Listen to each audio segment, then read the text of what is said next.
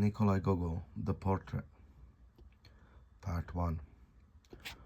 Nowhere did so many people stop as in front of the art shop in Shukin Market. This shop, indeed, presented the most heterogeneous collection of marvels.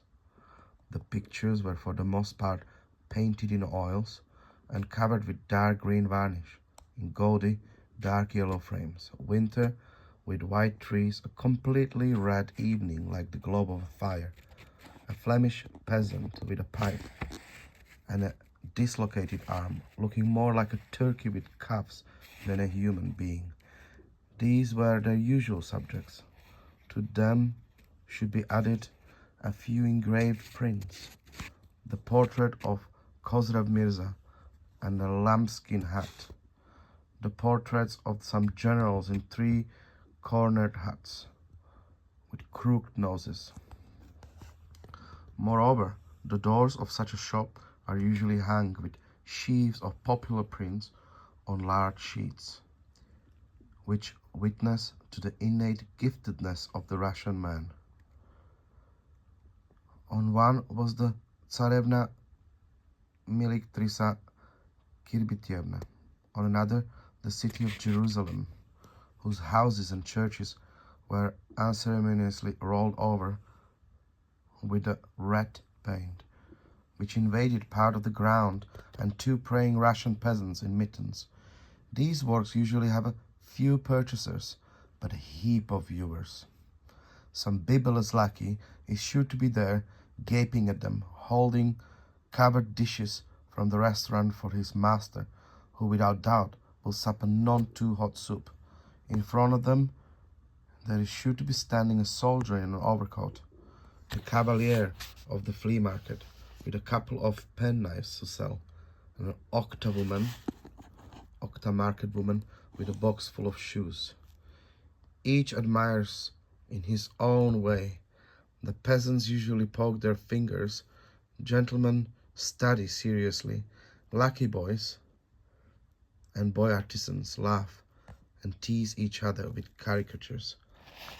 Old lackeys in frieze overcoats look on only as to stand somewhere and gape, and young Russian market women hasten there by instinct to hear what people are gabbing about and look at what they are looking at.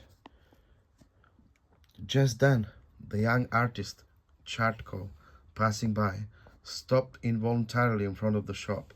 His old overcoat and unstylish clothes showed him to be a man who was selflessly devoted to his work, and had no time to concern himself with his attire, which always has some mysterious attraction for the young.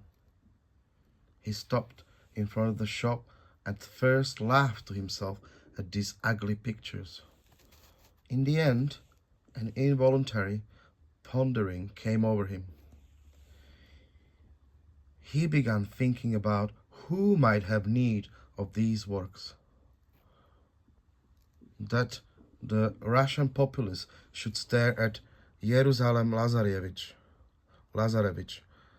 at the big eaters and big drinkers, at Foma and Yerema, did not seem surprising to him. The subjects portrayed were easily accessible and understandable for the people.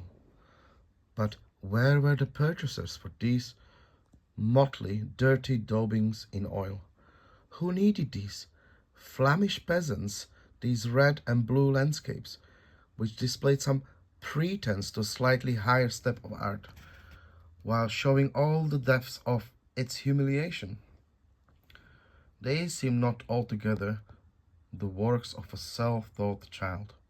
Otherwise, for all the insensitive caricature of the whole, some sharp impulse would have burst through in them. But there one could only see dull, witted, impotent, decrepit giftlessness arbitrarily placing itself among the arts, when it belonged among the lower crafts, a giftlessness which was faithful to its calling, however, and introduced its craft into art itself. The same colors, the same manners, the same practiced, habituated hand, belonging rather to a crudely made automaton than to a man. He stood for a long time before these grimy paintings, finally not thinking about them at all. And meanwhile, the owner of the shop, a grey little man in a frieze overcoat, with a chin unshaved since Sunday, had long been talking to him, bargaining and setting a price, before even finding out what he likes and wanted.